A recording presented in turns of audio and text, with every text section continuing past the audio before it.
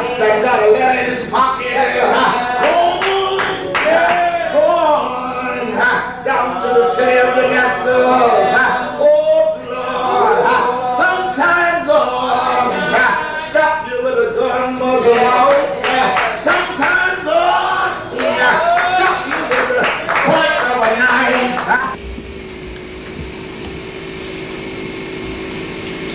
Well, I'm glad that you can join us on this exposure to Gullah history, which is African American history, and the importance it has had in the history of Africans, Europeans, as well as the American Indians. What I'm going to present in the lecture part of this presentation is an overview of the information that covers maybe from 10,000 to 15,000 years. So a lot of things have been concentrated down to a smaller form, large concepts, so I can convey them to you. Now, the history is very important because it helps not only African people, black people, and white people, and red people. History helps a person find out where they are. History helps a person to define their purpose and goal in life. By holistically studying African history, by studying the history itself, it makes you intelligent, it makes you healthy, and it makes you spiritual. That's what history does when it's studied from an African perspective, as contrasting to a European perspective. When you study history, all you're studying is dates, times, and events of people. But when African history is studied from an Afrocentric perspective, it helps a person become more intelligent, more healthy, and more spiritual. That's the purpose of history, to help move a person, not to help accumulate a whole lot of dates and events and adventures of people as you're commonly taught in European history concepts. Now then, the African perspective may be a little difficult for some people to understand because we're used to hearing European history, European African history, European history, but what we're going to approach is a way of looking at history through the eyes of someone who has been in history a long time. African people have been the creators of the wheel and the creators of science. So their perspective on history has a long trail of years behind it, so it's more moving and more impacting. So that's what you will feel when the presentation is given to you, an impact from it. It's a choice that you really have to make. Do you want to talk to the person who invented the wheel, or do you want to talk to the person who fixed the wheel? Do you want to talk to the person who invented mathematics, or you want to talk to the person who can add and subtract? Do you want to talk to the people who own history, the African people, or do you want to talk to the people who copy history, the Europeans? All historical data verifies that Africa is the genius of civilization.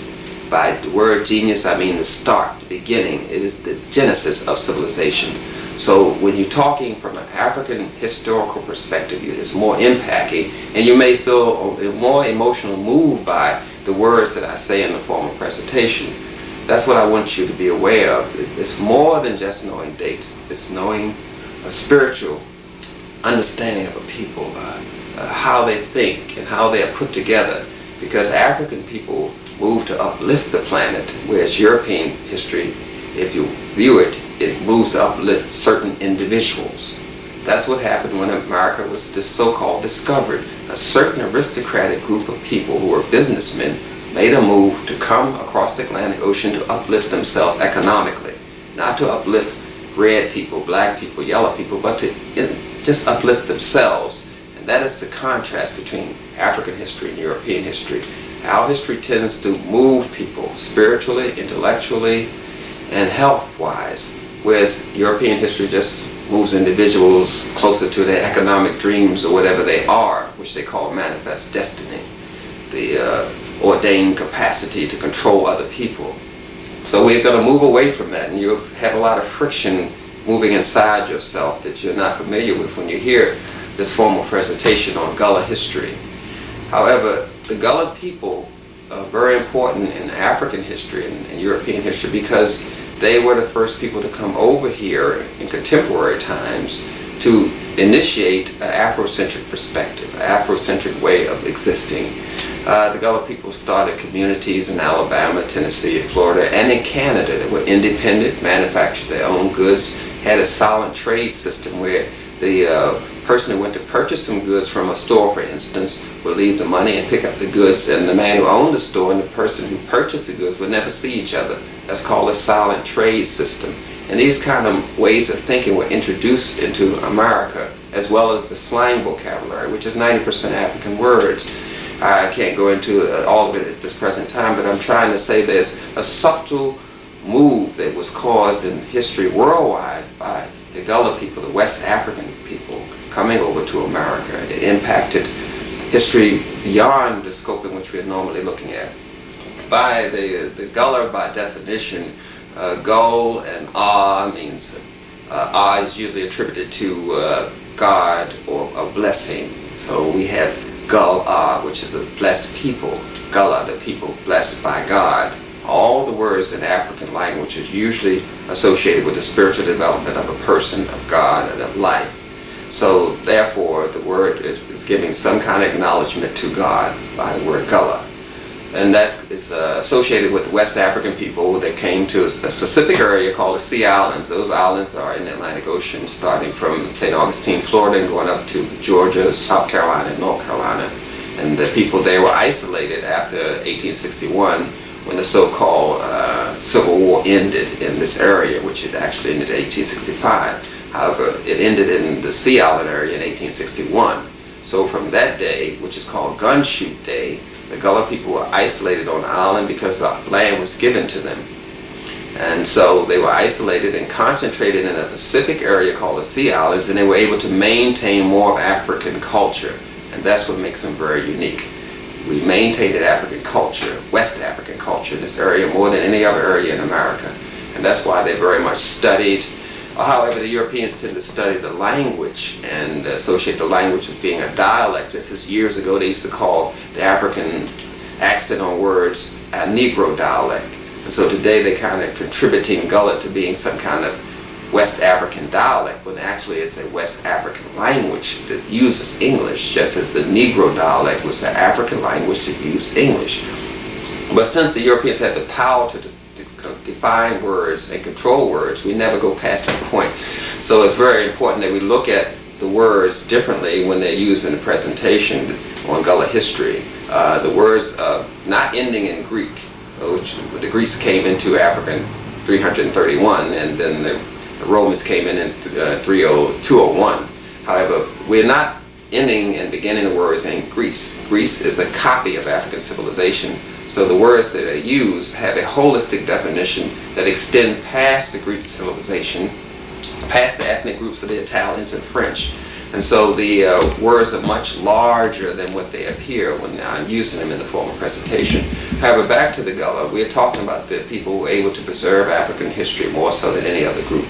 And a lot of the history has been suppressed for political reasons, because of people that can know their history can know where they're going, and it gives them more power. So our history has been suppressed in the educational system, has been suppressed in the religious systems of beliefs such as Catholicism and Baptists. Our history is not taught in the church, it's not taught in the schools. So there's a big hunger that has to be satisfied historically by not only African people but European people, because they're damaged more so by history than anyone else, because they delete things on purpose.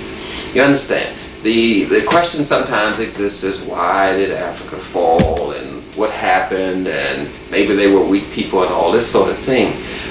What really happened was in the presentation I present how the groups fragmented and divided and became weak and migrated and traveled back and forth.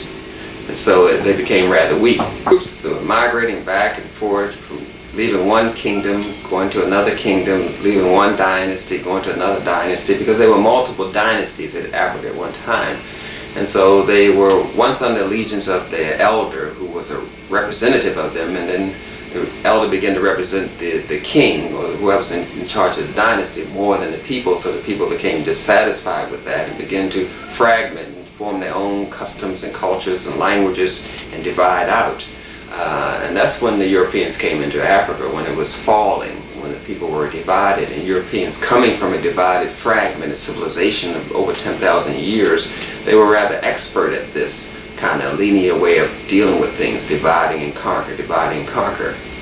That's when they happened upon Africa in that state, and that's why they were able to capitalize on it and helped bring Africa further down.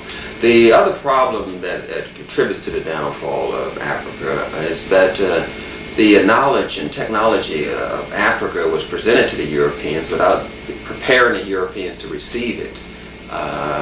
What we run into is that our ancestors, instead of giving a teaching plan of how to teach the Europeans, they should have done a treatment plan on how to treat the Europeans. Because what was recognizable was the illness that's under white racism, the illness that's under white supremacy, the illness that's under the need for slavery. We have a group of Europeans, a civilization, the French, the Dutch, the Romans, the Portuguese, the Spanish, who have a need for white supremacy, white racism, and slavery. And that need is the primary illness that should have been treated. So what we should have done historically is devise a treatment plan for the Europeans instead of a teaching plan. And that's what we didn't assess when the Europeans came into Africa. So all of this is part of the movement, of holistic movement of history, in which we're going to explore in the formal part of the presentation. I want you to know that a lot of the things are undone jobs of our ancestors, which has to be done today by those who are able to get a lot of information, a lot of spiritual movement, a lot of intelligence and help from our ancestors. We have to kind of move away from the Europeans and look at our history from our eyes and not their eyes. Understand that nothing has really been invented by the Europeans. The electrical concepts came out of Africa, the airplane came out of Africa, the match came out of Africa. All these things came out of the genius of Africa. And the Europeans have not solved these problems. They did not create these problems. We can't look for them to get rid of problems that they know nothing about. They haven't gotten rid of plagues in 1 AD, 86 AD, 77 AD, 120 AD. The plagues are still part of them. Syphilis, gonorrhea, typhoid, tuberculosis, smallpox. These are things that destroyed over 90% of European civilization, and we cannot expect the Europeans to get rid of the modern plagues today of gonorrhea, syphilis, and AIDS. They have not gotten rid of plagues, and they have not been able to move the civilization of the world forward. That is the job of African people. So with that, I would like to present the formal presentation of African Holistic Health. As you already know, my name is Llaila Afrika. I am a historian. My background is in traditional African medicine and traditional African history, as well as into the treatment of African people. So I would like you to welcome this information given to us by ancestors into your heart, into your mind, into your spirituality, and into your intelligence.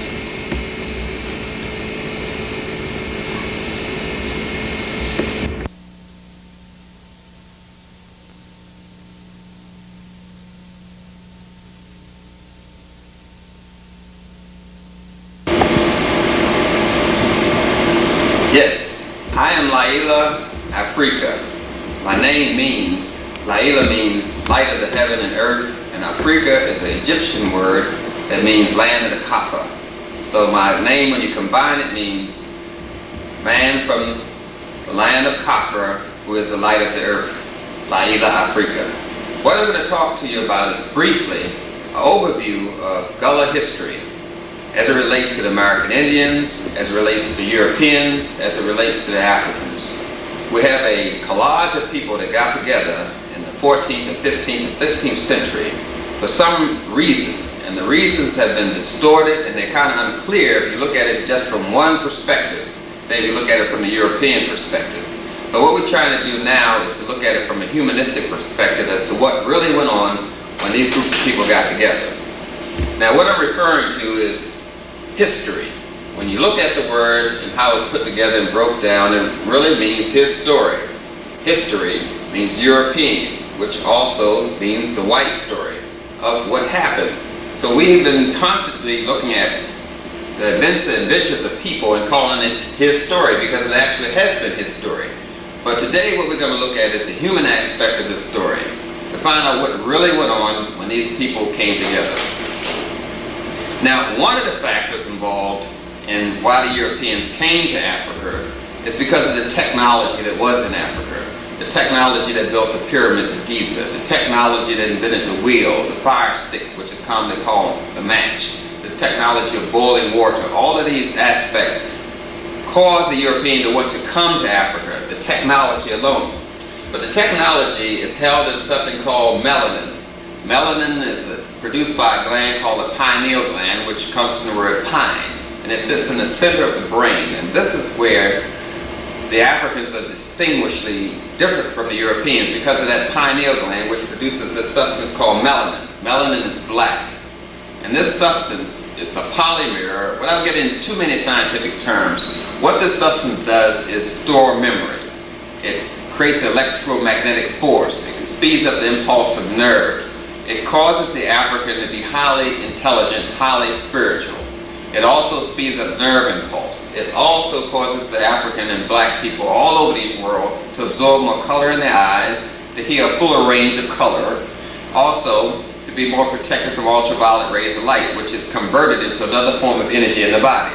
This melanin is composed of amino acids of tyrosine, methionine, and tryptophan, which is centered around a sulfur and transmitted by a neurotransmitter called zinc, which you call a metal.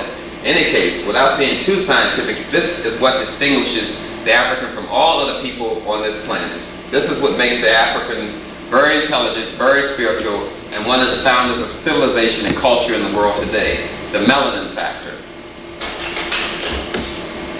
Now, when we get into African history, we sometimes leave out some important things that occurred. By just ending our history in America and beginning in America, we only have a partial idea of what actually happened. We start off with people like Harriet Tubman. Now, Harriet Tubman was one of the people that founded the Underground Railroad, as it was called. It was actually a liberation movement sponsored by black people, which the Europeans participated in. What I mean by that is that a man by the name of Toussaint Louverture down in Haiti sent up over 200 black troops to help this lady, Harriet Tubman, free imprisoned black people called slaves. They would go to plantations and liberate the slaves and bring them back down into the South. She was from Massachusetts, sent down by the governor, and she helped set up the first hospital, black hospital here in South Carolina, and also the first black bakery. She did some very important things. She also read the Emancipation Proclamation when it came out, which did not free the slaves historically at all. The Emancipation Proclamation, which was issued by Abraham Lincoln, said that those states that joined the Union still could retain slaves. That meant that they still could own slaves. So the Emancipation Proclamation, by definition, didn't free anyone. In fact, President Lincoln of the United States didn't free anyone.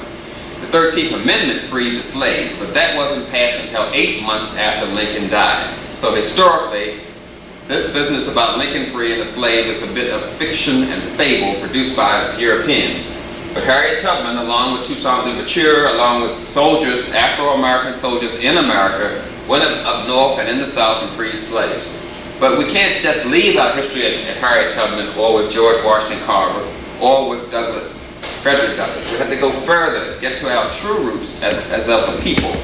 Where did we come from in Africa? What was the region that we came from? What caused the Europeans to be attracted to that particular region that we came from? We were brought over here to the United States of America on the East Coast. We came from the West Coast of Africa, the majority of us, and were shipped directly over here to the East Coast of America because of things that the East Coast of America and the West Coast of Africa have in common.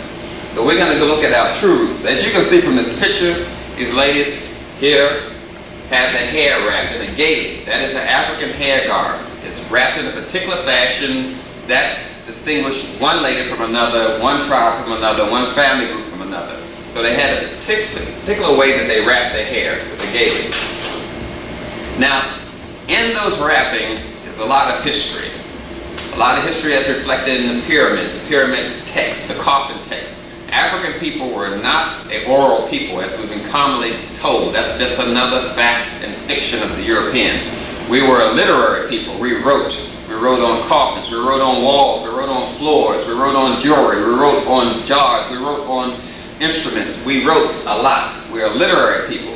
What caused the Europeans to think that we were orals? Because of our age span, as recorded by John Cock and many explorers that came to Africa, they wrote that Africans lived to be 150 to 200 years old. So that caused the Europeans to think that we had an oral tradition, because a 20-year-old man could talk to his father who was 40, could talk to his grandfather who was 60, could talk to his great-grandfather who was 80, could talk to his great-great-grandfather who was 100. So he had a lot of history he could get orally, going over to a 150-year-old to 250-year-old ancestor. So it appeared like an oral history to the Europeans because their lifespan was less than 40 years of age. So they had no oral history, nor did they have literary history.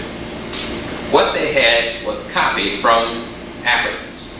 Literature was copied from Africa. Theater, writing, the symbolism, as you can see, was copied from Africa. This man here is commonly called Adolf Hitler. He copied that symbolism of using this bird on his head from an African over here, St. Maurice. And that was copied from Egypt. Horus, the wings of Horus, which is part of the medical symbol today.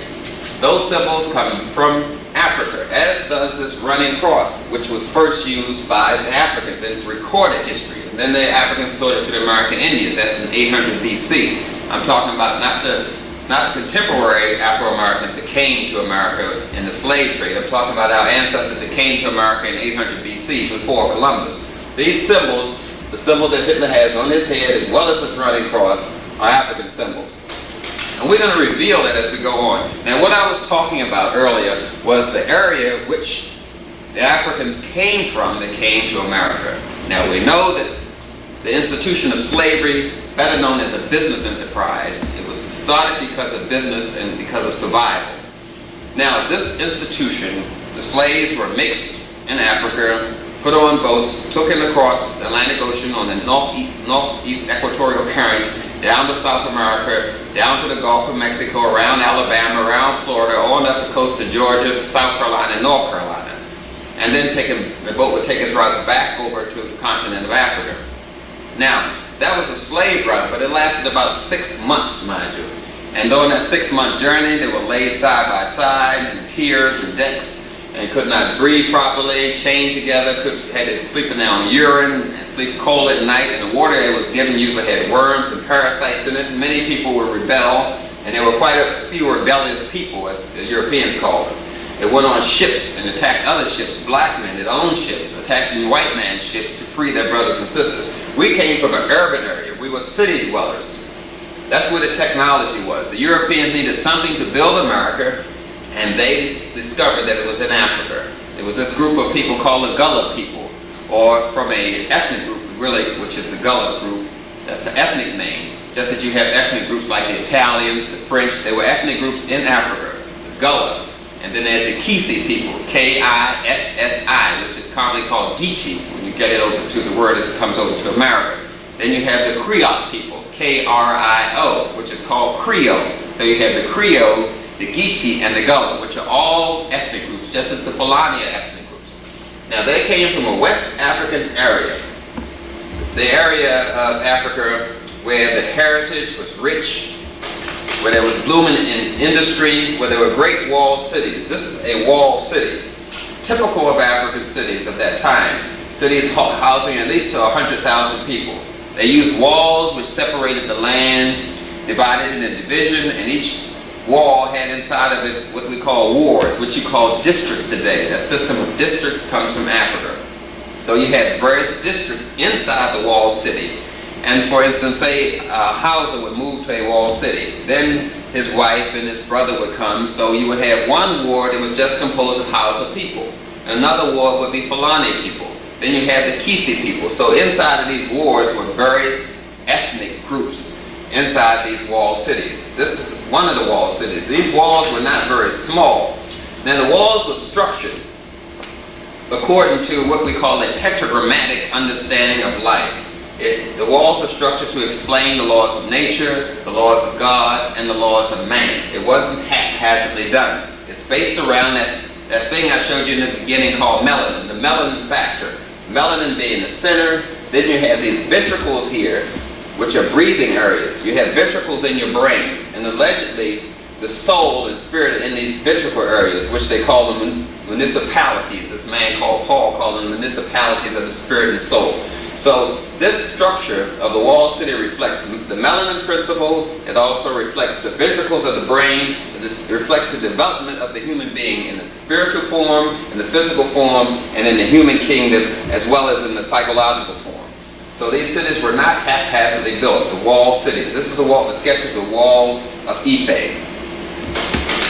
I'm trying to give you an understanding of how large these cities were. They had a population of 100,000 men that would commute back and forth every day by horse, by wagon, by donkey caravans to their work. Some of them worked in mines, some of them worked in carpet hills, some of them worked in glass factories. What we call today unions comes out of Africa, the concept of having unionized labor. They had guilds during that time, guilds in these cities. One of the cities, I'm trying to give you an idea that this is nothing new. The Europeans knew about it, it may be new to you. These cities were old. One of the first ones in written history was 1 AD, that was called Mandaria.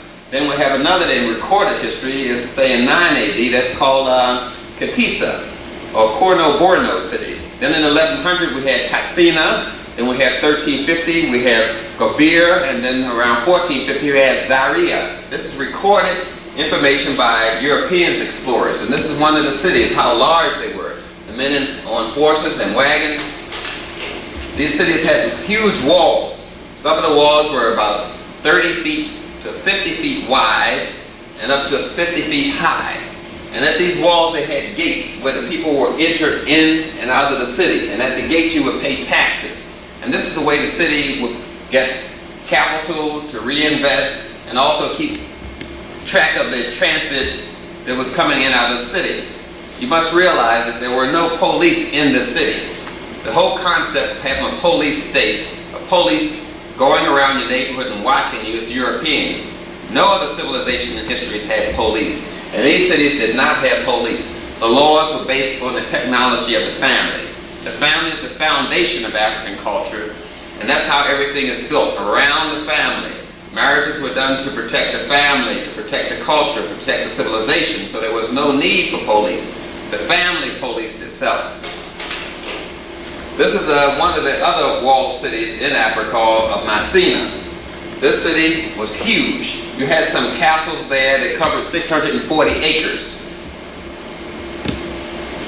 This is one of the Bagria. This is a sultan of Bagramia returning to the capital. And Masina, he had a donkey caravan, he had camels, he had horses, he had musicians. They all traveled back to the city. This is around 1850. These are sketches that were done during that particular time. That's why they're kind of hard to look at. These original sketches. I'm trying to give you an idea of what the Europeans actually saw, and they drew it in these sketches here. This is the idea of the gates, how huge these cities were, and the walls, the caravans that traveled back and forth. They were trade cities. A lot of trading was done in dye and fabric.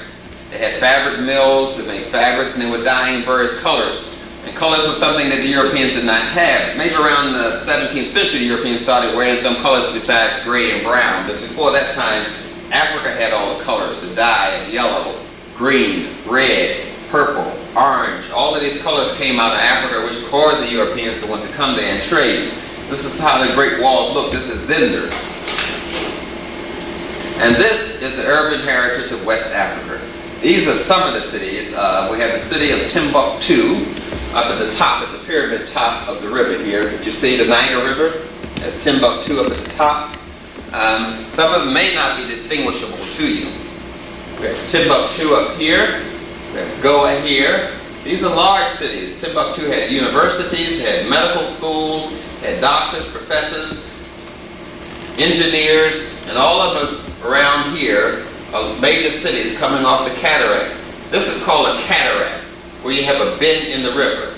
And where this bend is in the river are floodplains. So the water would flood annually and go out this far, 500 miles sometimes, and deposit about 5 to 12 feet of topsoil. So this area was very fertile, very fertile. But one of the problems with Africa is that it's on an inclining plane going north, like this, an inclining plane. Starting at the center of Africa, the incline goes this way. So that is why the river of Nile flows from the south to the north because it's on an incline, whereas in the United States you have the Mississippi River and other rivers, they flow from the north to the south. But in Africa, the longest river in the world, the Nile River, flows from the south to the north because of the incline.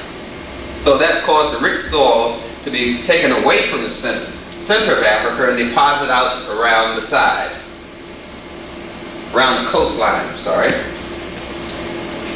So you have these great cities all along the Niger River and the Bainu River. By the way, this word Niger here has become very distorted here in the United States because of the way it's been used. Originally, slaves that were purchased from this area were called slaves from the Niger bend of the Niger River. However, the Europeans, unable to speak African language so well, distorted the word, and they would correct when they called the slaves Nigers because they were coming from the Niger bend of the Niger River, and they said, we bought some slaves from the Niger bend. These are Niger slaves. And the word just became niggers, and became something distasteful for African Americans to hear, but actually it is an African word, and they were identifying you with a land, which is what the word African American does. It identifies you with Africa, and the word Niger was identifying us with the Niger River in Africa. Now, the cities had streets that were paved. Some of the streets up to 300 feet wide. That's about the size of the football field. Paved areas, housing areas, plantation areas where you had farming areas. Men would leave this area and go to the farm and to the guild areas where the guilds were set up for metal work, for printing, for writing guilds. And this is how the cities look with their paved highways. These are very large cities, populations of over 100,000. Remember, I told you that some of the castles themselves would cover 640 acres. And inside these castles were learning institutions, universities. But one of the things I want to show you, I'll go back to this other slide and show you something here. Now, when the Europeans did come to Africa, they came along the coastline here. And they would lease various, what they call outposts along the coastline. They would lease. And what they would do is trade inside of Africa. And sometimes they would give some kings of certain tribes more money and help them become wealthy. And that all along they would be building up armies and building up weapons along the coastlines. So all along the coastline the Europeans were. And then they began to attack within the interior. And that caused people that lived in Benin and other cities to move away from this area where they were being attacked, like the Kumasai and all these other areas. So they would move inward, away from this fertile area here, away from where the soil was rich and plentiful vegetation. They would move into the scarcity areas because the Europeans were waging war in this area. So they would move into scarcity areas, remembering that the Europeans come from a scarcity area itself in Europe, cold climate, scarce food production. So the Europeans had over 10,000 years of dealing in a scarcity mentality. And all of a sudden, the Africans were introduced to a scarcity mentality, and they didn't know how to deal with this. So the Europeans came to the area when Africa was declining. They did not cause Africa to fall. Africa was declining all along, simply because of the kings. Like if you had an area, say for instance, in the Gullah area of the sea coast, these are sea island areas, along the sea coast of the Atlantic Ocean, outside of Georgia, South Carolina, and North Carolina. And these people are known as Gullahs because they were isolated. And these slaves were brought directly from the coast of Africa and brought to the sea islands. So they were isolated from the Europeans because the Europeans didn't come to the sea islands because of diseases that were there, like malaria. And it was very humid there, so the Europeans couldn't breathe too well. So they would stay away from that because of the respiratory diseases were plentiful. And the Africans were raised in this area where there were savannas and marshes and knew how to do a lot of marsh farming, rice farming, which was a big crop there, and also how to deal with cotton. Cotton farming was also large in the area. So the Europeans controlled this area around here by the coast as the kingdoms were separating and breaking up, and Africa was on a decline. So someone, a member of one tribe, would select an elder to represent the tribe. And the elder was not the leader, but a representative of the tribe. And the elder would have a council of elders to help make laws, to help in discipline, to help initiate different things into the culture, to help improve in ceremonies and rituals and perform rites of passages. Those are the steps of growing and maturity for the young African men and women. And all these things were decided by the the council of the elders, and the elder himself. So the people were directly related to and responsible to the elder, and the elder was directly related to and responsible to the people. But once the tribe became a member of a kingdom, then the elder became responsible to the king. He was no longer 100% responsible to the people. So the people began to mistrust their representative, the elders, and they moved away. They moved away from the kingdoms that they didn't want to be a part of. So this migration caused the civilization to get kind of lost, to get kind of separated, and as the tribes and communities would move away, they would develop certain ceremonies that was only indicative for that community or that tribe, and that language become distinct for that tribe. So they began to be fragmented,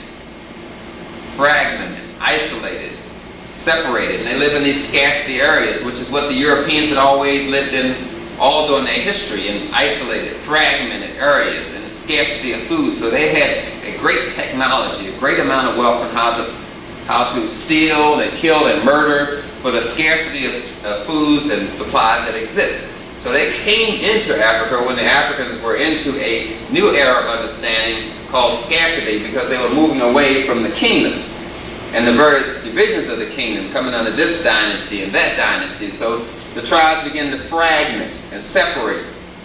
And when the Europeans came, they came with a scarcity, fragmented, linear way of thinking into something that they were totally familiar with. Separation, division, separation and division. So they capitalized on it. And they went into the coast, established outposts and fortresses, and built up armies and ammunition, and they began to attack the area around the coast. So they controlled the whole coastline of Africa eventually, and therefore imprisoned Africa. They had the whole area of the continent of Africa surrounded. This is the urban heritage, however. We did not come from the jungle. We were not desert people. We were city dwellers, teachers, professors, technology we were responsible for in the growth and development of Africa. That's what I'm trying to make clear. It wasn't for the labor that the Gullah people were brought to the Sea Islands. It was for the technology, things they knew how to do, things they knew how to teach, and what they were about. This is the great city of Kong, the Empire of Kong. This is a panorama view of Kong in 1888. It's not too clear, but this is one of the original etchings, drawings that the Europeans did when they came to the Kingdom of Kong. I know we've been taught that there's some gorilla named King Kong, and we've been kind of given a negative image about Kong, but Kong was a very large empire in West Africa. The Portuguese said they captured Kong in 1575, but they did not meet Queen Nzinga. Queen Nzinga, after her brother lost control of the Kong Empire, she became in charge of it in 1623, and she fought the Portuguese for well over 40 years until she died in 1663, Queen Nzinga. And what she did was brought those fragmented groups back together, those fragmented tribes and communities. She brought them back together under one God, one aim, one purpose, and one destiny.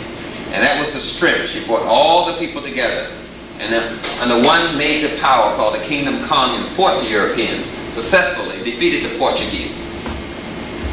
This is another city, walled city. You can see the walls over here. I don't know how clear you can see them. Walled cities, and all the major buildings were always in circular form. Circle is supposed to be a very powerful form to be in. You don't find those separations, sharp corners, and building structures until you see the European buildings. But the African buildings always was in a circular form, as were the walled cities, as I showed you before. Now, to get a good perspective on Gullah history and Gullah people, we have to start at the starting point. The starting point is the African origin of civilization, Myth or Reality by Diop. This book clearly demonstrates that Africa is the cradle of all civilizations. Documentation, carbon analysis, clearly identifies where the civilization comes from. So you don't feel lost in history. You have to know where you came from to know where you're going. And this book helps you to know where you're going. Now, as I mentioned before, the instruments, the technology is what the Gullah people were brought over to the east coast of America for. They knew about rice farming. They knew about rice hooks and rice hoes. And here's a mule boot down here. Now these instruments that were used in Africa. They brought this knowledge with them. They came from areas like Niger, as I mentioned before, the Niger River. They came from Nigeria, Cameroon, Dahomey, the Ivory Coast, Liberia, Sierra Leone. They came from Gambia. Gambia is where the first cowboys in America came from. They were brought over to the Sea Islands to show the Europeans how to herd cattle. They were experts in herdsmanship. The first cowboys in America were African people. What was going on in the Sea Islands? The Europeans were trying to get out of a predicament, economic predicament. We had been taught, unfortunately, that the Europeans in some kind of way were united. They were not united, they were fragmented. And this fragmentation shows up constantly and constantly and constantly. The Portuguese came over to the what is called the United States today, in order to get out of the economic slump they were in. They were trying to do something for their economic survival. So they came over to the Sea Island areas. I mentioned before, the Sea Islands are those islands in the Atlantic Ocean, start from St. Augustine, Florida, go up to Georgia, South Carolina, and North Carolina. But the main thrust of the area was St. Augustine. That was a strong point for the Portuguese. And they were trying to control a certain portion of the land in order to control the wealth. The Portuguese were. They were trying to get out of the economic condition that they were in Portugal. So they decided that one way to do that is to get some technology. And again, the technology came from this coastal area. There were experts at rice farming, the experts at cloth dyeing, the experts at pottery and metalwork and making glass, the experts in herdsmanship. As I mentioned before, over here in Gambia is where the first cowboys came to America and showed the white men how to ride horses and herd cattle and sheep and goats better. The African cowboys didn't deal with pigs. Pigs are something very indicative of European culture. The first pigs were brought to America in 1526 by the Spanish. They brought them over to an island called Paris Island in the Sea Islands, and they started bringing pigs because that is one of the rodents that the Europeans eat.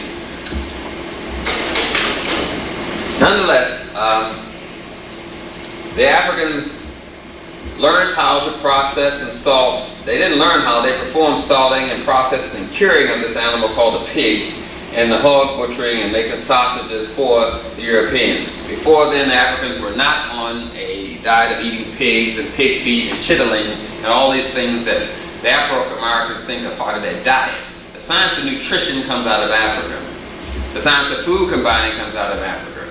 The coprolite studies, which is a science that deals with the analysis of food that's in the stomachs of the mummies in the pyramids in Africa, shows that the Africans only ate whole food, whole wheat, kush, bee pollen, sprouts. They ate a natural food diet. But nonetheless, when they were brought into the institution of slavery, they had to deal with this animal, this rodent called the pig.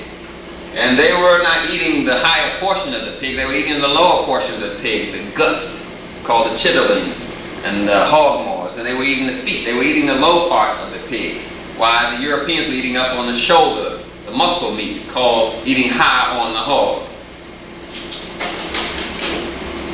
Now, the whole idea of how to divide up the plantations comes from the urban cities of Africa. This etching may not be all that clear, but they truly try to copy that whole system in the St. Helenius Island of dividing up the land, trying to make highways using the coastal water lines and divisions of plantations based on how the cities and urban cities in Africa were. St. Helena's Island was called Santa Helena when it was first so-called discovered. Now, this business about discovery gets kind of tricky.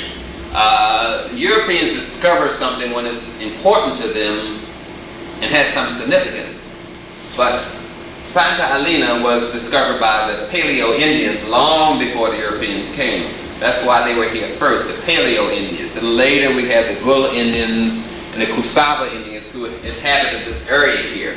But they left the area, and the area became inhabited by a group from out of the Creek civilization called the Yamasee. The Yamasee are an African Indian group.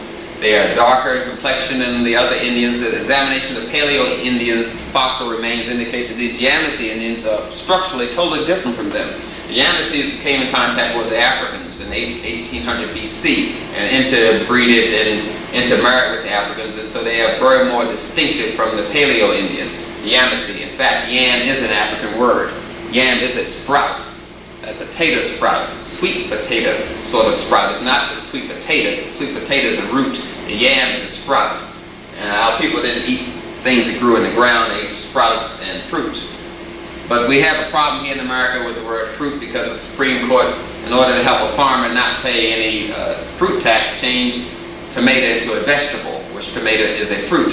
So the distinction between a fruit and vegetable is done simply because of economics. Nonetheless, they copied this whole plantation system, dividing up the lands from out of Africa, Santa Helena Island, which extended from Edisto all the way down to Savannah. Now, this is how the cities were divided in Africa, as I mentioned before.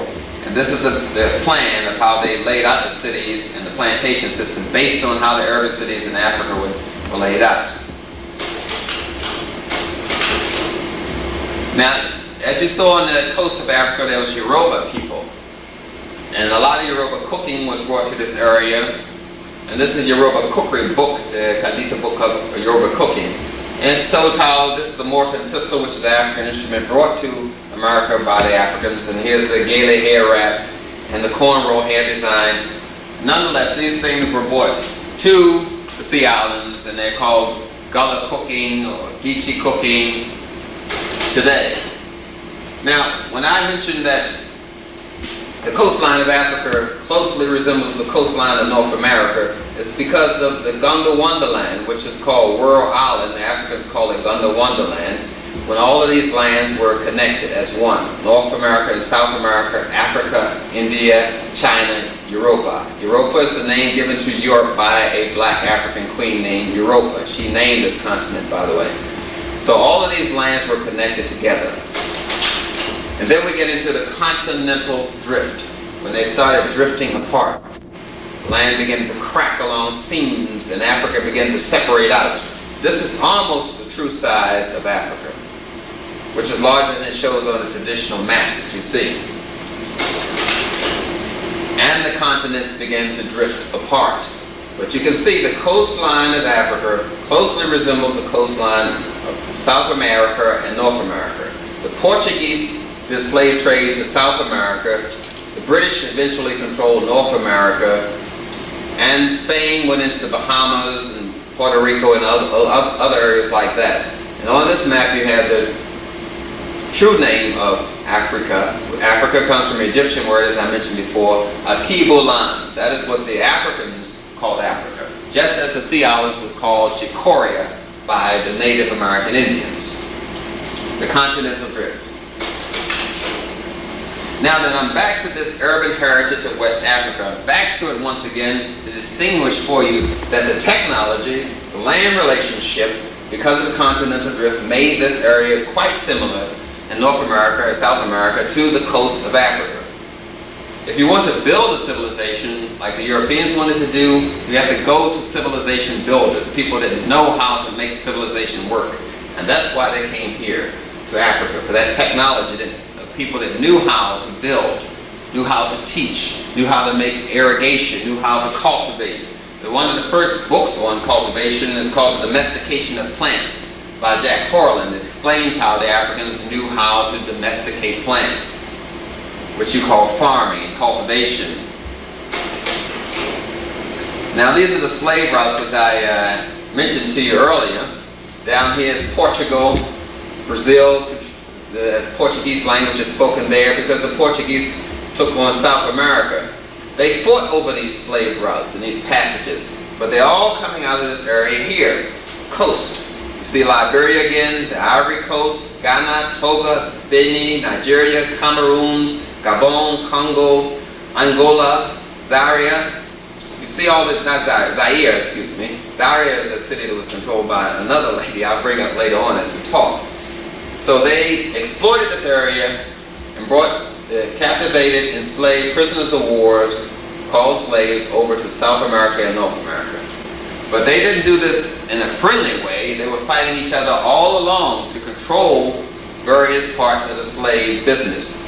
In fact, the Portuguese would often attack the French slave ships and sink them at sea. And the French would often attack the Spanish because they were in business and they were trying to create a scarcity market.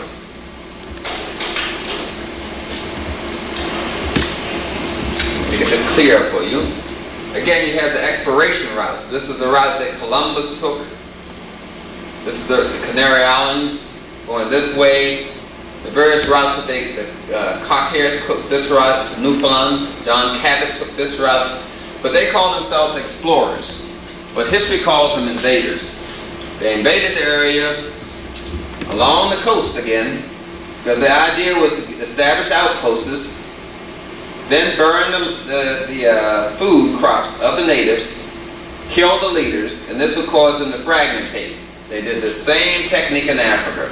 They burned the land, the food crops, they killed the leaders, caused fragmentation, and then they captured the coast, what they call rape, pillage, and burn. Then they would come in and rape the men and rape the women. A woman was any little girl that may have the beginnings of a breast or a full breast. That's any girl from 9 and older they would rape. So they raped the men and they raped the women. And this would cause fragmentation. But because the Europeans were so small in number, they had to use a tactic known as terrorist tactics. A terrorist tactic is something used simply to scare a person. So for instance, when they caught a man who had ran away, an African man who had run away, they may cut off his feet or his hand in full view of the other Africans. They go into the main center of the plantation, cut off the feet or the hands, and eat the feet and the hands. You have to read a book called Civilization of Europeans, written by Europeans, about the cannibalism of the Europeans. The last recorded act of cannibalism occurred in the Sea Islands, of course, and then there was the other act that occurred in 1946 in Germany. But of course, the Sea Islands, Jean Ribault, one of the famous European discoverers of this area, his group performed cannibalism right here in the Sea Island area in South Carolina. But nonetheless, they would use these terrorist tactics by catching a slave to run away and cutting off his hand and eating his hand in full view of the other slaves. Or a slave that decided to marry another slave according to African ceremony and have a child, they would hang the woman and cut out the child in the woman's belly and eat the child in front of the full view of the other slaves in order to terrorize them and keep them in bondage psychologically. Nonetheless, these terrorist tactics were used to control these routes. They divided up these various trade routes. The Portuguese had some, Spanish, French, British, and they fought over the bead trade because bead was a currency of exchange. You have to understand that the silver coins of the Europeans meant nothing to the American Indians and nothing to the Africans. They were considered buttons without holes in them. So their money meant nothing. It had no functional use. The European kind of culture uses a lot of dirt. They use gold and silver, whereas in African cultures and those cultures that are high evolved, civilizations that are high evolved, they use things that have a function, a purpose. They use a chair, they use beads, they have things that have a function. But a coin has no function other than to represent some value. You don't use it for anything else. But the things that the Africans used for money was something that you could use, had a function. So everything in Africa had a function. It wasn't just something to look at. Nonetheless, that's why the bead trade route was very important and why they fought over it. The Europeans did. This is the coast I was referring to, the coast of Georgia, where the Sea Islands are in the Atlantic Ocean, St. Simon's Island, down the lower part of Georgia, Sao Paulo, you're going all the way up the coast. All of these are the islands that sit in the Atlantic Ocean. Going all the way up. Now, what we have here is a so-called runaway slave. Run away. Runaway or Cameroon. It's another word for it. And this man is not running away, he's liberating himself for his freedom. There were many runaway slaves and communities established by runaway. Georgia, South Carolina, Tennessee, Mississippi. There were communities of free blacks or runaway blacks who established these communities, and they were self-sufficient. They had their own farms, they made their own clothing, they traded amongst each other. But this caused a lot of problems to their slave owners. They wanted these communities destroyed. A lot of these men and women were capoeiros, which is the original form of what you call today karate. And they were called people that could fly. They were capoeiros, and they practiced a high form of so-called karate, which is called capoeira, which comes from Africa, as well as acupuncture. All of these sciences come out of Africa, and they were called the people who could fly. And the slave masters did not want the other slaves to be in contact with these free communities. These free communities would attack the slave plantations, destroy crops, and liberate their brothers and sisters. And a man by the name of General Andrew Jackson in 1812, the War of 1812, used that as an excuse to attack these free communities. He attacked them in 1812, he attacked again in 1816, and then again in 1818. Finally, in 1835, the American government at that time said that the Indians and Seminole Negro War was becoming too costly for them. So they had to devise a way to get rid of these free blacks who were running away for their freedom and joining with other blacks. So General George Jessup in 1842 of the American Defense Department declared the Negro War. It unofficially declared the Negro War, as the Negroes were not viewed as a man, so they couldn't call it a Negro War. That's why it was unofficial. But it was actually a war declared by the United States Department of War by General Jessup in 1842. And that war led to the formation of the so-called Marines and the Texas Rangers, who helped to keep the runaways from leaving South Carolina. Nonetheless, they attacked these runaway communities and destroyed them, and take many of them at gunpoint to a state called Oklahoma. In fact, today you will find a Seminole County in Oklahoma, and Brackenville in Texas is another county where the Cameroons or Free Gullahs had run away in attempts to escape the onslaught of General George Jessup in the United States Army at that time. That's called the Negro War. Now, this is some of the technology that the Africans, our ancestors, brought to America. This is a sluice gate or trunk used for the irrigation and drainage of the rice fields. These gates were open, sort of like used in the Panama Canals, copied the same technology that comes out of Africa. They made sluices for the ships to go through to one side to another. Sluice system. This is a technology brought to the Sea Islands by the so-called slaves, who were actually prisoners of war. The Africans fought the Europeans for well over 500 years, their onslaught. They resisted the Muslimization of their country for 200 years. They resisted the Christianization of their country for 400 years. I don't want to get into some misunderstanding. What I'm trying to say is that there's a book put together by Europeans at the Council of Nice called the Bible.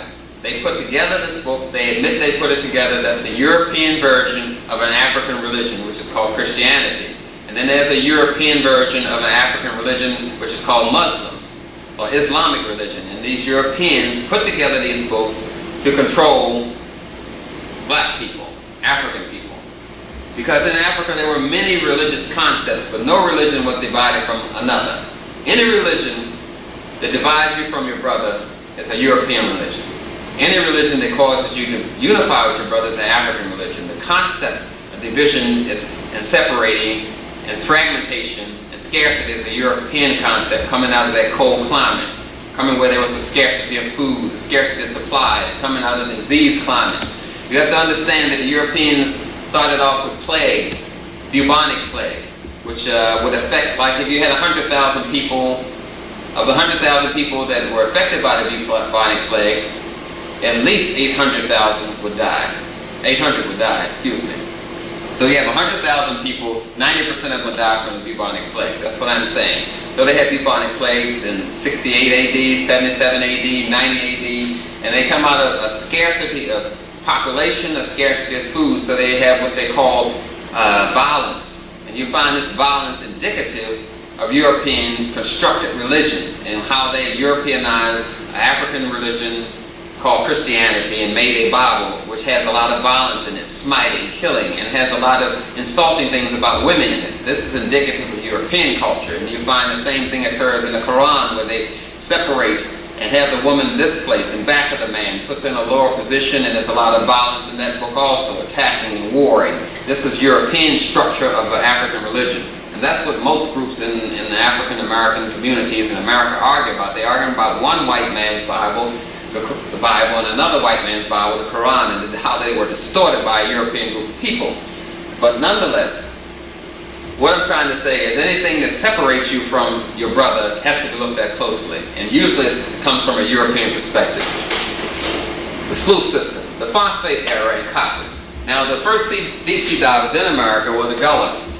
They dove off the Wando River, which is south of the Broad River, in a fossilized stream. They dove for phosphate. Phosphates were used for fertilizer on farms. It's also one of the foundations of a soda called colas, Coca-Cola, Pepsi-Cola. Those are phosphates, and they were called phosphates when they were first introduced into America. They stripped the body of minerals, calcium and magnesium and zinc and all those other trace minerals, and that drink was called phosphate at the time, and they would ask for a phosphate when they went to the store. Nonetheless, the first deep sea divers in America were African men, and they dove for this substance called phosphate, which was used for fertilization and also used for the glaze on the metal pots that were used on that time. These are the black militia. I don't think that's very clear. These were the Negro soldiers, 70,000 of them. They were put in charge of white people, seized certain areas under the federal law, and they were lynched in uniform, many of them, by whites. During a period of time in the 18th century, they deposited over $50,000 in the bank, and it was all taken away from them.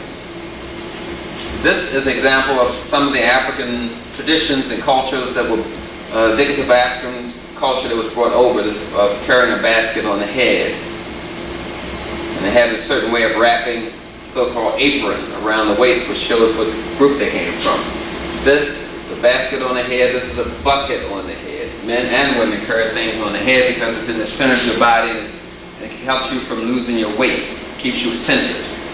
And this is one of the technologies that the Africans, our ancestors, brought here, as well as finding wells. Let's see. Now, we have here a man weighing cotton, but each woman in this line here is responsible for picking 3 acres of cotton a day, and 3 acres of rice a day. Rice farming was harder than cotton farming. Rice farming, you had to clear the land. Then you had to plant the rice by hand. Then you had to stand in at least 2 feet of mud for mosquitoes and snakes for 10 hours a day to do this rice farming. It was the most grueling form of farm work they had done, rice farming. There is wetland rice and there's dryland rice, which does not require that much water, but the crop that produces faster is the one that's in the marsh area.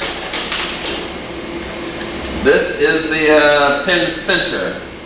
Was a school on St. Helena's Island on Land's End Road, Penn Center. The school was established by 2 ladies. Towns, I believe, was one of the names, but the main thing I want to address is that the school was established for the domestication of the Negro. It was an educational experiment. This man, William Penn, his father, Sir Penn, used to be a treasurer, and he used to steal money, or accidentally had to collect taxes twice, let me put it that way. He would collect taxes, and then he'd say, well, something happened and all the money burnt, and then I'll have to collect the taxes again. So he collected taxes twice. He eventually lost his job as treasurer. Nonetheless, he was involved in seeing that the proper taxes were collected for slaves, the proper taxes. He recorded rapes of blacks and the slave tax and all in his diary, and this had nothing to do about his religious mentality or his son's religious mentality. Because in 1661, Mr. Penn, before they invaded Malabar in the East Indies, had his slave Jack dance with Sir Baton's slave, Mandingo, as they were drunk and had the 2 men dance. This is part of the mentality of Mr. Penn. And he also had the pews separated in the church so he didn't have to sit with the lower class whites, and least of all sit with the 3/10 or 3/5 of a man known as a Negro. So he was not concerned about the blacks, the African Americans at all. He was concerned about money. Him and his father thought they were illegally cheated out of their wealth. So they had to find a way to accumulate some more money. And they got on this idea as the other Dutch that came from New York and other areas up north to get some money out of the Sea Island area. All they had to do was control the African Americans. If they control the African Americans, then they control the land. If they control the land, then they control the money. And And they decided to use this educational experiment known as the domestication of Negro in an attempt to re-establish the wealth which they were cheated out, in their mind, from their motherland. This is an example of the interior of a slave pen. This is Price and Birch Slave Company in Charleston. They would buy the slaves and put them in these pens, holding pens, until the sale. Usually the slave ship would dock in Charleston, stay there for about 3 days, and wouldn't unload the cargo of slaves. They would stay there, and they would sell maybe 3 slaves one day, 100 slaves the next day, in order to cheat the local merchants out as much money as they could before they unloaded their whole cargo of slaves. And they would put them in these holding pens, which looked like jails, which is actually what they were, until it was time for their sale. And they had pick up and deliver, of course. Just like you pick up and deliver pizzas, that's what they did with African Americans at that time. The wealthy would have their slaves brought directly to their house, and they would not go to the public auction in the center of the city. The auction was held usually in their backyard or in their front, and the slaves were brought directly to them. Pick up and delivery kind of thing of slaves. Now, this ship, I'm showing you a picture of this ship, not because of the book that says South Carolina and the sea, but because of the technology again. In the 15th century in Ceuta, Sir Henry found out how to make sails. He studied the Egyptian sail making technique in Lagos and other areas, and finally found out how to make a caraboose, which is a slave ship. The ships before them, they used to use flat sails, the Europeans, and they were just too bulky to get in close to get to the slave cargo, and they were too slow. Or they used the smaller ships, they would get in close to the land to pick up the slaves, but they couldn't carry enough. And when he learned about this technique of how to make sails from the Egyptians, from the Africans, then the slave business was fully in gear. Then he was able to transport at least 390 slaves on these boats as small cargo of slaves, the caraboose. And this is the inside of the slave ship, how they packed the slaves in rows like this, bringing them to the Sea Island areas. The technology is what they were after. They didn't expect all of these slaves to live. At least 3/4, if they would live, they were fine with that. Because with the Europeans, aside from their violence, came disease. At least 3/4 of Africa population was destroyed by extermination, by the Europeans, by wars, by the tribal wars, by the slave trade, and by diseases. The American Indians, for example, just to give you the impact of European disease on the people, at least 90% of the Eskimos were killed by smallpox. 3/4 of the American Indian population was killed by smallpox. You have at least, conservative estimation, 500 million Africans were killed in the slave trade. That's 500 million people destroyed by the Europeans in less than 300 years. The European population in Europe on the coastal area was estimated to be 150 million. 60 million of them died due to their own diseases. The disease route of the European was very impacting. As they moved along the Rhine and the Gaul, traveling along, 10,000 people would die a day from the diseases in which the Europeans carried. And then they reversed, going back the route, 10,000 people would die as they reversed. But the only reason why these pandemics and plagues stopped is because they ran out of people to kill, to murder, these diseases which we think nothing of, smallpox, syphilis, gonorrhea, and these diseases the Europeans had. But in Africa, there was an unlimited supply of people. So a lot of the slaves died from the contact of the Europeans alone, the diseases which they forcefully raped the women and men, caused them to be diseased. And they were stacked in these slave ships, as you can see, in layers and decks. 1, 2, 3, 4 decks of slaves just laying down like this, and at least a ½ inch of feces, urine, and bowel movement on the trip over, taking 6 months or less. This is a slave ship, and the hair was no longer combed, so it was matted on the head, and sores would develop, and flies would be around the head, and the chains would cause the flesh to rip and tear, and scab would grow, and then the chain would rub against it and rip it and tear it again, so maggots and flies are all around the wounds, around the neck, around the wrists, around the ankles, and the gnats and flies around the head because of the sores. And they sustained this kind of living environment to show the strength that they had, and that's why we're here today. You have to understand, for each one of us alive, 10 have died. And that's the responsibility that the African Americans have, to use the past of our ancestors to take us to a new future beyond which we are now. We have to go back and recapture that mentality of our ancestors. Nonetheless, this is a slave ship. And Negroes, or those blacks from the Niger River, was especially from the Wagonwood or Rice Coast, sold at a higher price. And this is a petition or bill of a slave auction, showing that they have not been afflicted with smallpox. As I mentioned before, they killed so much of the Indian population, the Antarctica Eskimos. 90% of them died from smallpox. And they would use smallpox blankets to defeat the American Indians. They would have disease blankets they had from the smallpox victims and give them to the American Indians during the winter as a gift and kill 90% of the population. So they're showing that they were free of smallpox in this bill. And they came from Banks Island, which was a slave island outside of the coast of Sierra Leone, which was controlled by the English, or British as they call themselves, which is a fragmented group.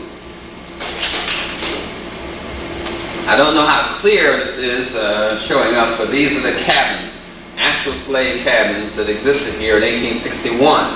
These are how they look. And when you lived in a slave cabin, you were about 100 yards from the sea. They would put the cabins between the sea and the field, so you could not run to the water. You had to run toward the slave master's house, so therefore you could not escape. So at night, the tide would come in and soak this area, and so the floors were damp and musky. The children slept on the floor, and the adults slept on a bench. And each one of these small 10 by 10 houses, at the largest 10 by 16, would hold 2 families. The adults slept on the bench, and usually they'd throw some rags on the floor, and the children slept on the floor. These musky, damp cabins. Stop it. It's an issue about foods and the Bible, which is an African book. As I mentioned before, it was kind of changed and distorted by the Europeans because they put together their version of the Bible, the official King James version of the Bible. But I want to give you a little more background on what I was talking about in reference to this book. Now, when I was mentioning the fragmentation and isolation of communities that were related by blood, which you call a tribe, and these similarities of what you call tribalism occurs in the black church itself. This is a tribalism that's brought over here by our African ancestors. That's why you have so many divisions within certain religious groups, Methodists and Baptists, because of the tribalism. The preacher is supposed to represent the congregation, and when the congregation feels that the preacher no longer represents their group, that group moves away from the church and forms another church, different from the church they left. So that's a form of tribalism. And any religion that divides African Americans or black people is usually European based. And so this form of tribalism, this division, is what I'm talking about. This is not an African concept in worship. In African worship, you have everything in pairs. Everything. The sky is in pairs. The sky and the clouds, that's 2. At night, it's the dark sky and the stars, that's 2. And in religion, you have the mother and father God, that's 2.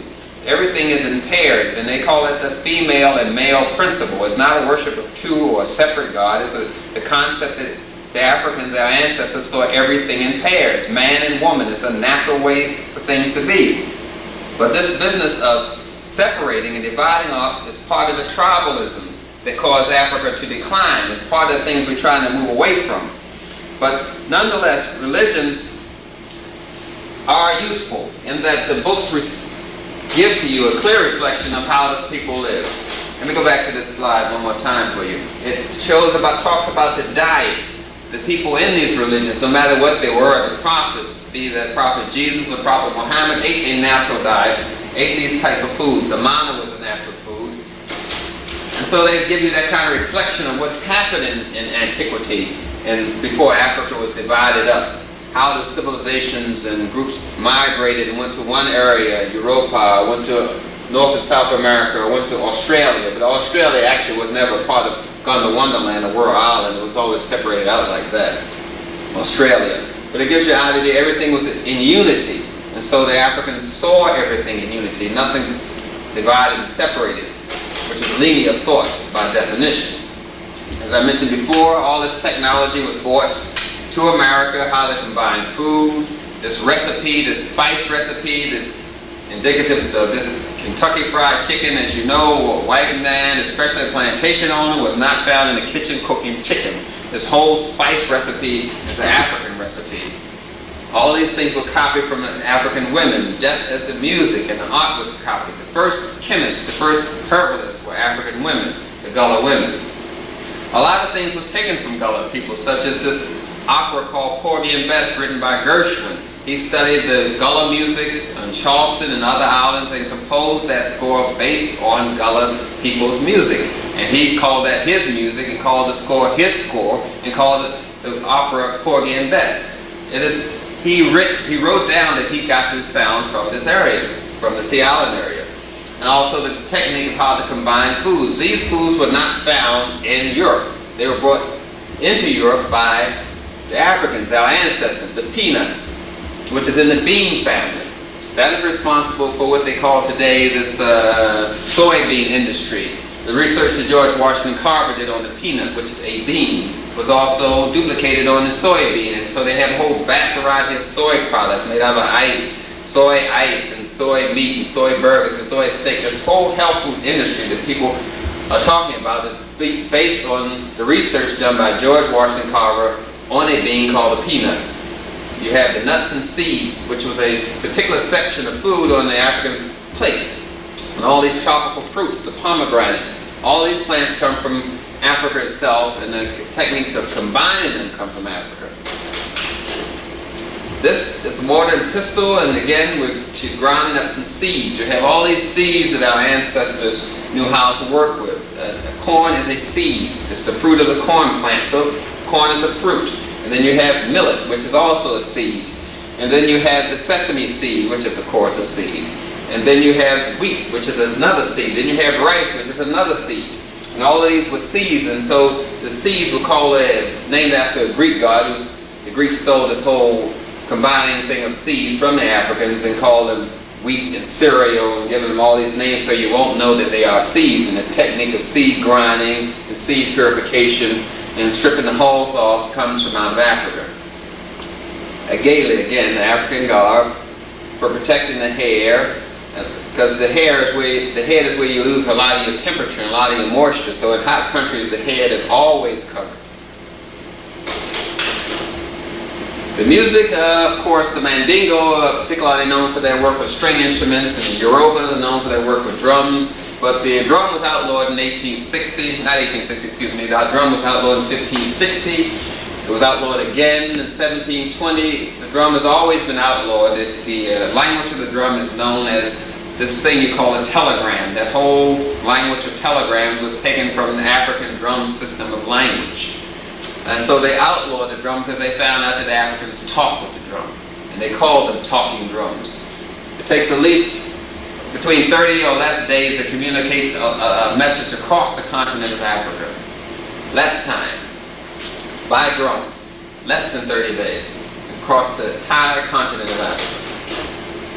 Now, as I mentioned before, a lot of the things that we somewhat don't like come out of Africa, like the Kingdom of Kong, which we think is related to some gorilla, which is a vast empire and large cities. As I mentioned before, these walled cities on the coast of Africa, the streets were paved. You had the southern savannah area, Ghana, Togo, Nigeria. The empires of the Mossi, the Mandingo, the Empire of Kong, which is the Ivory Coast. You had the forest belt cities and empires of Asante, Benin, Dahomey. In 1633, you had Kumasi, which is the capital of the forest belt region. And the architecture that came out of these areas. Remember, I mentioned these cities were walled, had 127 wards in them. Some of the walls were 100 miles long, and so when the Europeans approached them, they thought it was one building. You have walls that extended for 100 miles. And these were floodplains where all these cities were, as I mentioned before. Each ward has a different ethnic group, like the Fulani or Guinea, and had different cultures and ceremonies. And they were ruled by elders, which you call mayors today. All of this concept of government, of bureaucracy, comes out of Africa. And they have books on it called the Bantu bureaucracy, which explains how bureaucracy was laid out. In these African cities, you had Hausa land, which had a 100-mile wall, which was Queen Amina was in charge of Zaire there. And you had the Borno Empire, the capital was Kukwawa, which had 2 walled cities and wards. The east section was for the wealthy, and the west section was for the workers and guild workers. And you had Nigeria, the city of Kano, We had 14-mile walls in the Asante Empire, and the Niger Bend towns of Janae and Mopti and Sarfara and Gondama and Timbuktu. West Africa itself was the size of the United States, which is 2.5 million miles square miles, I mean. Now let me talk a little bit about this religious group here. This is the Spanish Negroes, as they are called. The old tradition remains there. They still wear these garbs in Spain. This is a black church in Nuestra Senora de los Angeles in Barrio Carmel. They still maintain this area for their priests. It's in Seville, Spain. These are called the Zungallas Aniles das Sevilas. This is Madrid, Spain, where they had their annual parade. This picture is about, they started this in about 1677 in European recorded history. And they wear this hood and they wear these white sheets, which you today associate with the Ku Klux Klan, but it's actually an African group, an African religion. In Seville, Spain, today. And a lot of the things that were fought about, such as the spices that were used to save the Europeans from infection and diseases, are called spices today. Nutmeg was fought over. Clove was fought over. But in the records, the ancient records of the so-called explorers, which are called invaders, they list them as medicaments because they were used for medicinal purposes, but today we call them spices. This is shoemaking. This was taught at Penn Center, where they were using an experiment called the educational experiment in how to domesticate the Negro and make them more service-orientated. Shoemaking, of course, was done in Africa. This is a technology brought over here from Africa. Again, this is the walled cities. These were huge areas. I mentioned the wards. These are large walls. These are not small walls. These walls are 40, 50 feet high. And they were built to explain the laws of nature, the laws of God, the laws of man. They replicated the pineal gland and the ventricles of the brain, where the soul supposedly resides, and the hierarchy of the spirit, which is called the municipalities. This is cypress farming, which is another technique brought over from West Africa. Basket weaving and how to grow cypress and grass and sweet grass and all those things used here in the Sea Island area is a technology from out of Africa. Sweetgrass farming, marsh farming. Again, the grinding of seeds, the various seeds, and you can see this woven basket there. Let me point that out to you. Over on the side here where they sift the seeds.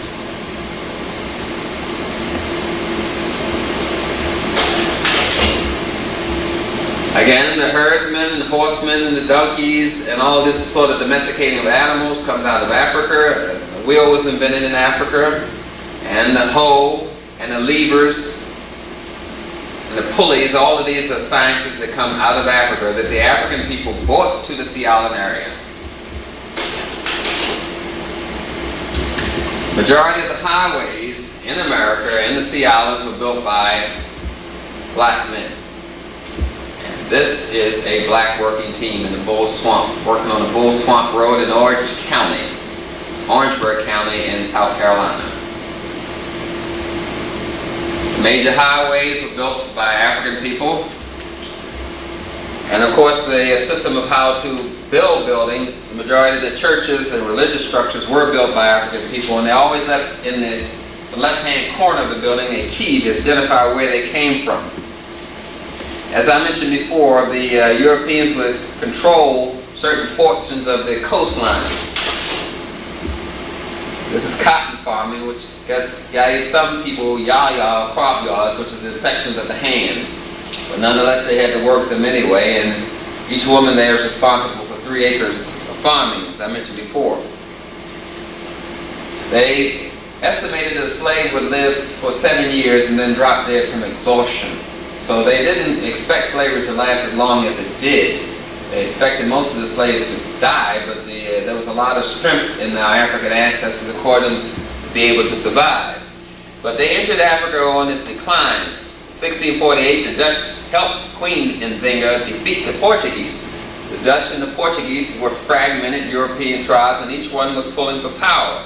And the Portuguese were controlling the coast, and so the Dutch, realizing how strong Queen Nzinga was, helped her to defeat the Portuguese. There were some black states on the coast that were never affected by slavery, never invaded by the Europeans, and stayed strong and free all through the European invasion, such as Congo and Ngonga. They were states that stayed free all along, and the Dembo people defeated the Portuguese and stopped slavery.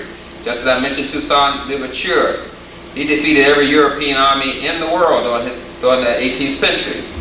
The Gullah or Kisi or Creole, or those ethnic groups which identify this area, defeated the Marines as well as the Texas Rangers, as well as the black pirates that had ships in the coast that attacked slave ships and freed their brothers and sisters, as well as the independent communities in Alabama, South Carolina, and Georgia that were free and staged revolts, invaded, and then had invasions on the plantations and freed their brothers and sisters and burned crops. There are many instances where black people have overcome slavery and pointed a way to freedom for those who could not be free.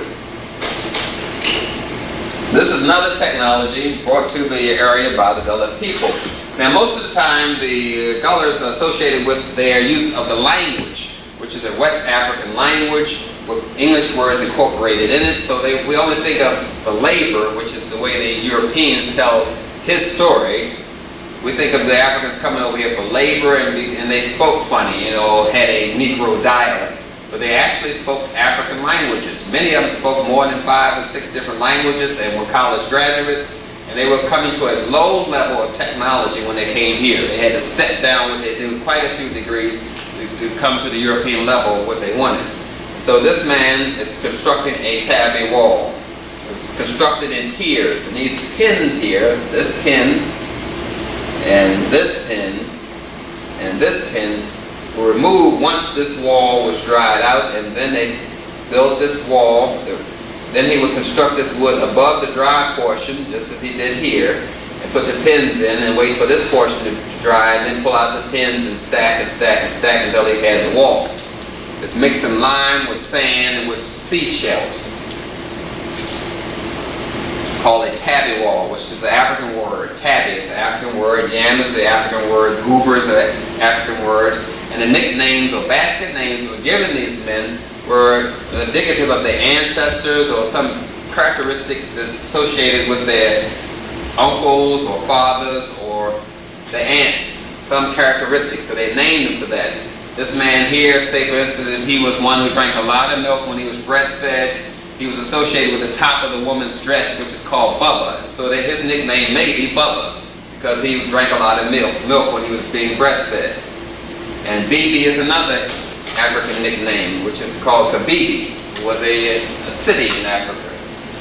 Now again, we have indigo farming in this picture. Indigo extraction. This is the press here. And this is the indigo. They're taking indigo, and all this is a step-by-step how to extract the dye indigo from the plant. Now, indigo or black dye was very expensive. It was a very expensive color, black in America, indigo. And indigo farming was taught to Mrs. Pinckney by Africans. She wrote that down. She was taught indigo dye extraction by Africans. She wrote that, Mrs. Pinckney, Elizabeth Pinckney of South Carolina. This is that technique of how to extract the indigo. As I mentioned before, the Europeans didn't have that many colors in their civilization. They had brown and mostly gray, which is the color of the hides and furs of the animals they wore. And these colorful garments come from Africa, the yellow, the orange, the green, the blue. And indigo farming and how to extract this dye was a chemistry that comes out of the universities in Africa, in the urban cities. Now, this house is built in that pyramidal shape. The pyramid was quite an important shape in Africa. As you can see, we call it the slanting roof, but this is a pyramid shape. Whenever you see a pyramid, and you see it on the dollar, it comes from Africa. Pyramids are African technology. Our ancient African ancestors who came to America before Columbus taught pyramid building to the Mexicans. Step pyramid building. And this shape here of the roof is part of that pyramid function. It holds a lot of energy, force, and it has a lot of other significant meanings. This man here is sitting weaving a basket. I talked about how important the tribal bead was in exchange for money, and how important controlling the bead route was, which was fought over in Africa. Beads. Everything was functional in African civilization. Things were not just done because they looked good. Cities were not made out of walls because they looked good. They had a functional reason, educational reason. But as I said before, the shift of the fragmentation of the groups in Africa, the tribes, caused Africa to decline in power. There were people to unify the fragmented tribal groups and communities, such as Queen Hatshepsut in 1623. There was to 1663, there was Queen Nzinga. Queen Hatshepsut did the same thing. And then again in Mututu in 1440, he united the coastal states of Zambia all the way up to Mozambique. And then in 1641, the Dutch came in and reduced Portugal's control of the coast by joining forces with Queen Nzinga, as I mentioned before. But a lot of the things, such as dancing, had a lot of significant meanings. Dances were not just done because they looked good. It was part of the evolution of your spirit, as well as your mind, as well as your body. So certain dances were not performed by children below 7 or below 9. Some dances were only performed by adults. It wasn't done because they looked good. It was done for higher reasons than that. This is the ring shout, which is a lifestyle, a custom brought over by African people by the Gullah people. The ring shout.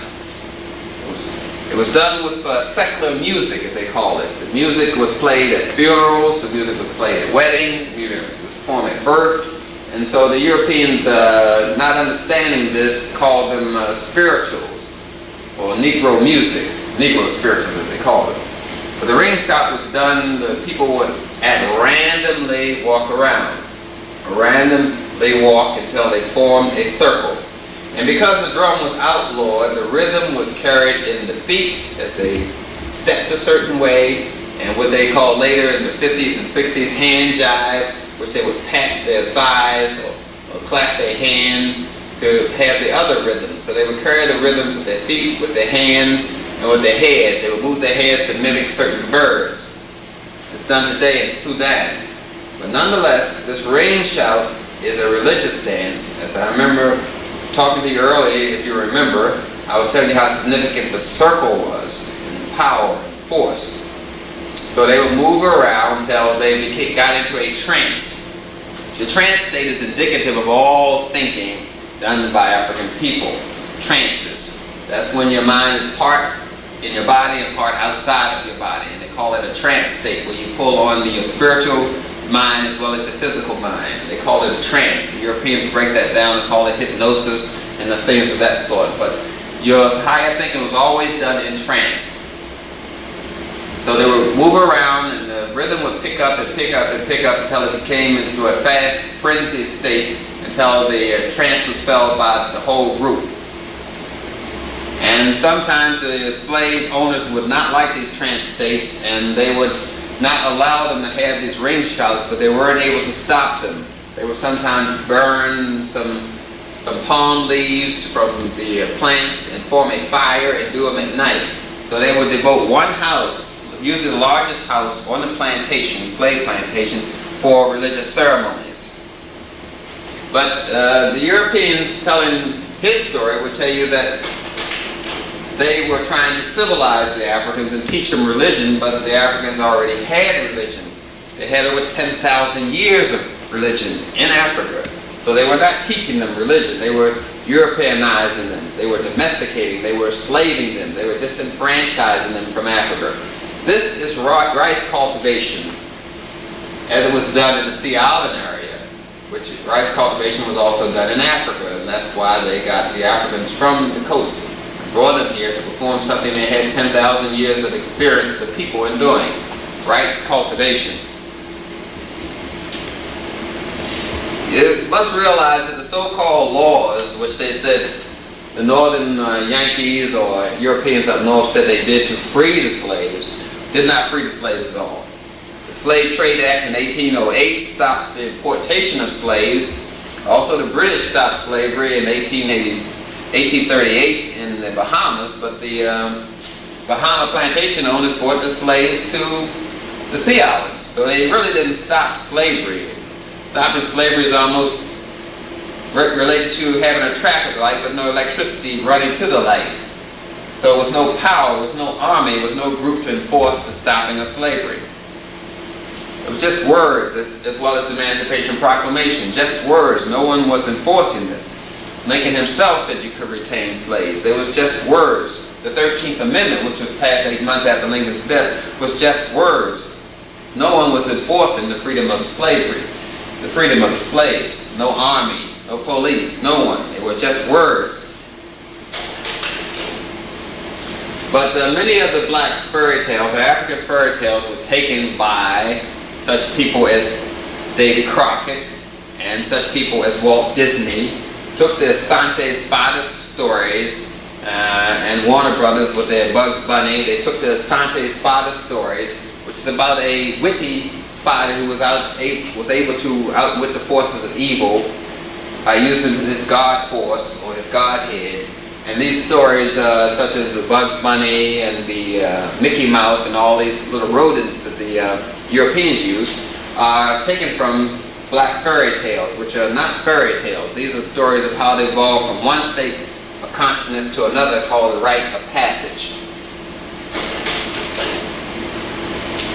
I'm trying to reinforce this point that we were educated people. We came from an area of colleges and schools, a highly technically involved area with big cities, walled cities. They reflect our spiritual growth, our physical growth, and our psychological growth. Huge buildings, temples, pyramid tops, as I showed you before with the buildings. This is where we came from. We didn't come from nothing and no culture, no background. We had a technology with yams, rice, and there were ceremonies that involved them, which we taught to the Japanese and the Chinese. The yam ceremonies and the rice ceremonies.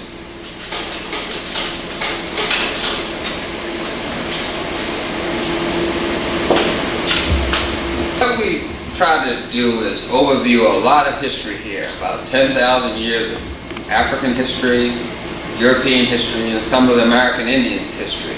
Trying to give a reflection of how these people got together and what was the reason. We understand that the Europeans were coming out of a cold climate, a climate as we would call it, where there's a lot of ripping off, a lot of violence, a lot of murder. That's why they have a form of medicine called allopathic medicine, which is generally used by those cultures that do a lot of fighting, involving a lot of war. A lot of the symbolism of their culture, the European culture, his story, is associated with violence, such as saluting, which is you raise your shield so you can see your enemy, or shaking hands to make sure your enemy doesn't have a weapon. All these things come out of violence, but we don't think that much of them today. So we have to kind of look at history, not within a his story or European perspective, but in a human perspective, to see what really happened when these people got together. Europeans were coming out of that cold climate. They were after wealth, they were after food, they were after a way to survive because their population was dying from diseases, and they were dying from lack of the science to save themselves, such as good medicine and good food. So they were looking for a way out, and Africa was that way out. And they used the thing which they knew best, which was divide and to conquer, separate, fragmentate, because that's all they were doing in their scarcity environment. That's why they use the scarcity economics today in handling their money and their money rituals. But we want to look at history more holistically, more from a human perspective. That's why we're looking at Gullah history, because it's distinct. It's distinct because it's very Afrocentric. The Africans from the West Coast came over to the Sea Islands, the Gullah people, and they were isolated on the islands, separated from the other slaves. They didn't mix with other slaves, so they were able to concentrate in this area. Because of the isolation, they retained more of the African culture. That's why the Sea Islands are very unique. The blacks came here with St. Augustine, came to St. Augustine with Ponce de Leon in 1510, and they were first Afro-Americans who were born on St. Catherine Island in 1526. So African culture really originates in the Sea Islands. and the African-centric way of dealing with life, the selling system. Let me point out just a few of those things that are indicative of West African people. As part of our roots, part of our heritage, let me just point to that. This, our real roots, West African roots, embodied in the Gullah lifestyle and culture, such as the ring shout, as we saw how we randomly get into a trance state of half mind and half spirit to deal with God. The custom of putting a broom in your house, not a broom to sweep your floor, but a broom that you put on the wall. Some people use a whisk broom. This is West African because the broom was used to clean the courtyard, to clean the religious temples. So that is a way of whisking out the bad spirits. That's why you find brooms in many of the Gullah people's houses. You'll see the door that's painted blue. That's the highest spiritual involvement. The color royal blue is found in the pyramid. It means highest spirituality. So a lot of blue doors will be found in the Sea Islands. Also, funerals will stop before they enter into the cemetery to get permission from the ancestral spirits before they go in. That's why funeral processions slow up when they get to the gate of the funeral cemetery. And that's why you find a lot of mirrors that are turned around backwards in people's houses when someone dies. Or you'll find broken glass in the cemetery because that breaks the chain of bad luck so that someone else won't die in the chain. And you also find in the cemeteries in the Gullah region knives, forks, spoons, because of the custom of in Egyptian society preparing a last meal before the person goes on their journey to heaven. You also find a last meal that's sometimes put on the porch when someone dies. You'll find that the graveyard may even have a tire in it from a car because the man who died may have liked cars, so someone may have put a tire in there. You'll always find communication with the spirit world in part of the Gullah heritage in some way or form, in the religion and social talk, the spirit world, and that something had came to them, or they saw their grandmother, or their father told them, or someone who is deceased is communicating to them. They always talk in form of spirit. And anyone who's not talking in form of spirit is not talking in their right mind. And that's where the term right mind comes from. Now, this melanin factor, which I pointed out before, is very important. The melanin factor is why we Africans were born here, because of that melanin which is produced by the pineal gland. It makes us very unique, very superior in our build. Our legs are large in proportion to our trunk. The cortex of our brain in relationship to the medulla is smaller. We have a lower cholesterol count. We're able to respond to electromagnetic charges quicker. We absorb more color. We hear better because we absorb more sound. Our skin protects us from ultraviolet light, which also converts the ultraviolet light to something usable. We also find a lot of tyrosine and tryptophan in the foods that we eat, those amino acids.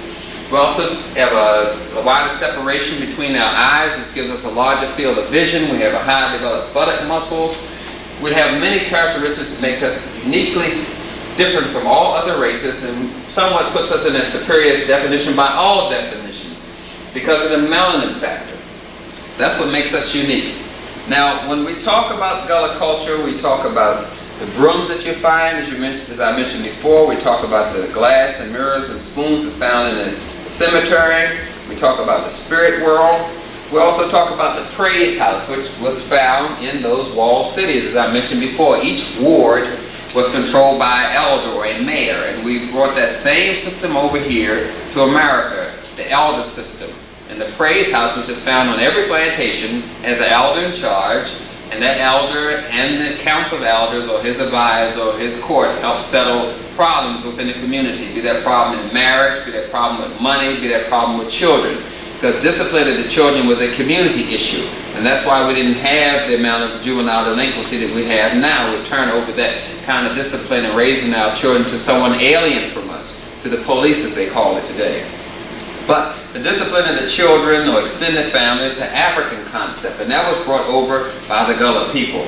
We, as African people, did not come over on slave ships addicted to crack, with AIDS, with homosexuality, with violence, with a high rate of murdering each other. These things were introduced to us as a form of suppression, as a way of controlling us, and a way of keeping us from being connected to our culture.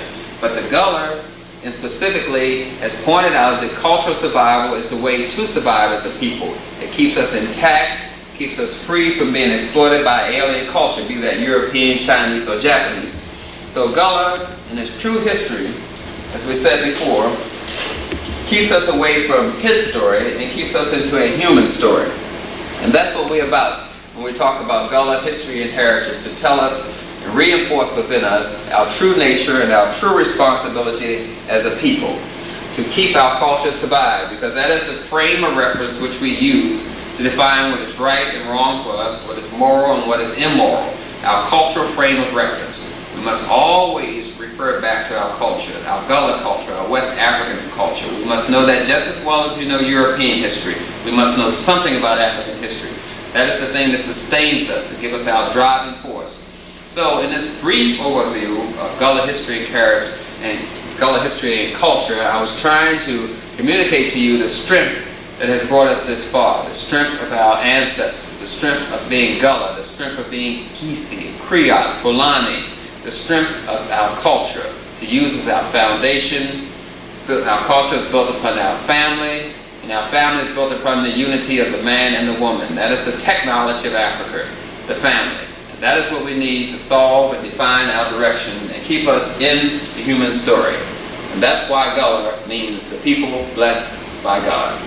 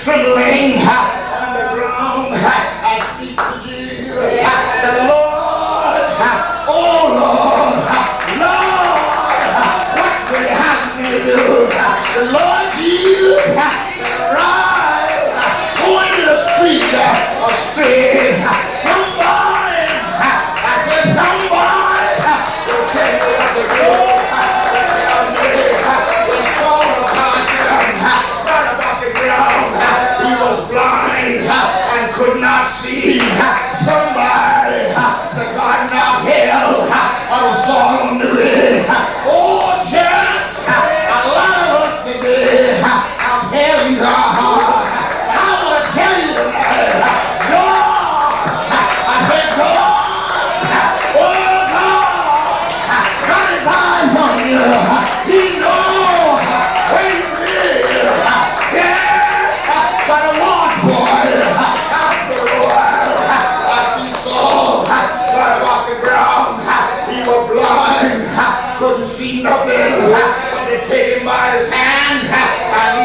the street of straight. Oh Lord, because my God, He is a good God. He's a merciful God. He went on to serve man by the name of Ananias. It's so Ananias. Ananias said, "Here, my Lord." He said, "I want you to go in the street of straight, one house of Judah.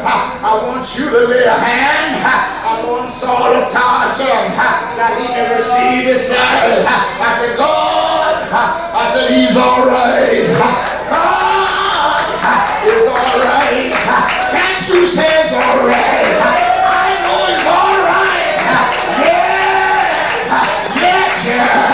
You see, this morning, He woke me up and got me on my way. God is all right. My Jesus, He's all right tonight. After a while, they tell me Ananias was afraid of the man because he was a mean man. When I hear Jesus, they said, "Behold, He prayed on the way. Go and lay your hand upon him, that he may receive your sight." And they tell me Ananias went on the Lord's journey. When he got into the house, they tell me, "Brother Saul, even Jesus Christ, that prepared to be on the way, tell me to come and lay my hand on you, that you might receive your sight." And they tell me that Ananias prayed for the man. And when the prayer was over, they tell me prayer will change things. I said prayer will change things. They tell me Saul testified. It seemed like scales fell from my eye. You see, when you don't know Jesus, you're a blind man.